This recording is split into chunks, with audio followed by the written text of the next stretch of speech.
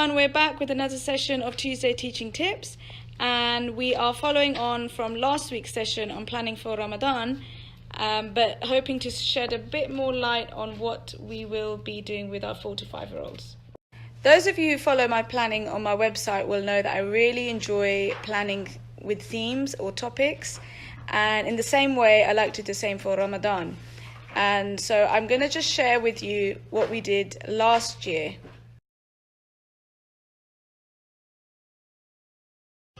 This Ramadan I've decided to continue with the Ramadan themes per week, slightly differently as well. As usual, our preparation week is going to consist of making our Ramadan banner, our Ramadan table and display.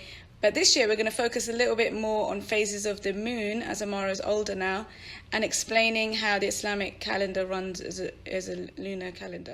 In this way, we really get to see the changes in the moon throughout the month, and it gives us an activity to focus on pretty much each day, and if we forget it doesn't matter, and it's something we can log in a diary or a Ramadan diary. And there are so many fun and exciting ways to do these activities of the phases of the moon.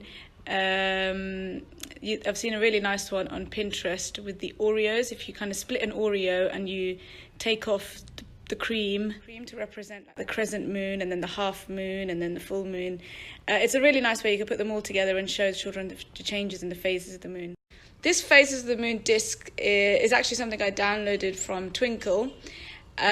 You can do the same, or you can make your own using 2 plates. I think we tried to make our own last year, and I don't know where it is right now to show you. But it's a really good way to show as well. This year, in the first week of Ramadan, we're going to be focusing on fasting. We didn't actually do this last year. We kind of did like a celebration of living in Mecca and the importance of Mecca, I think because we hadn't done that year either. But this year, we're going to focus more on fasting.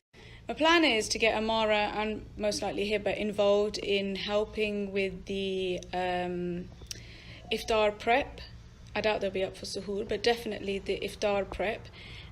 Before we do that, we will be going over an explanation of sunrise and sunset, and that will be, nicely followed on from the moon activity, which for us obviously follows on perfectly since we've just completed like the space theme as well. So some of the activities we might do are we might design our own iftar plate and a suhoor plate. Just simple things like cutting and sticking food pictures, Play-Doh stuff they've done before, but this time it'll be a bit special because it's for Ramadan. And then of course helping Mama prepare. Some of the easier food activities the girls can do are like filling in dates. I don't know if anyone does this. We usually tend to de-seed the dates, so we sort of take the seed out of the date and we fill it with almonds and sometimes even butter and almonds as well. Also simpler jobs like cutting fruit, and Amara tends to sort of fill the water jug and pour it for everyone. She used to do that last year.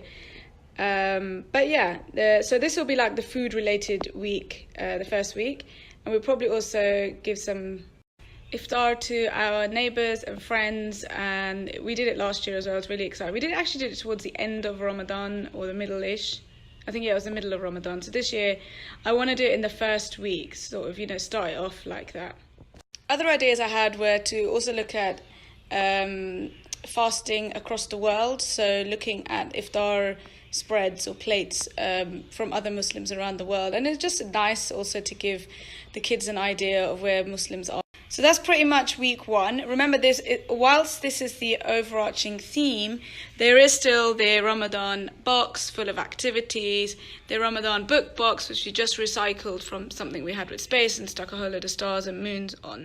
Our second week is all about the Quran, which I'm really excited about this year because in Amara's memorization reading, she is coming on to Surah Alaq very soon, which is obviously the first revelation. We also did a bit of this last year, not in Ramadan, but in our Seerah series with the kids. And we looked at the word Iqra, and obviously I love that it means read anyway, and I'm hoping that Amara will make a bookmark at the end. I mentioned this in my last video, my ABC Quran verses, and I also mentioned, I think in my blog post, that we sort of started doing it when Amara was about 3.5, turning 4, but found it, a little tricky to catch up with. So we're going to do it this year now. An example of the simplicity in the verses and the ease in the language when you're reading these out to your kids, and it's nice for them also to know what the Quran is saying. Third week of Ramadan, we focus a lot on giving charity, and it's like the giving week. And we also, this is where we prep for our Eid cards. So it's all about giving to others, and so making sadaqah jars, wrapping gifts or writing Eid cards, really thinking about the poor in our area, and thinking and saying alhamdulillah to Allah for all the blessings we have. And the final week, my most favorite week, is all about the power of dua and finding or seeking Lailatul Qadr. Last year, we did the same activity actually. We made a lovely dua hands. So as parents, we're going to be so engrossed in this week, stepping up with our prayers and our forgiveness. And this is one of those weeks where it's going to have to be something that your kids will have to understand and learn with you. So there's going to be a lot of trips to the masjid, but at times it obviously get very crowded here. So the best way for us is to also introduce them to the idea of etikaf, where when people, it's the Prophet's sunnah actually, sallallahu alaihi wasallam, when they stay in the masjid.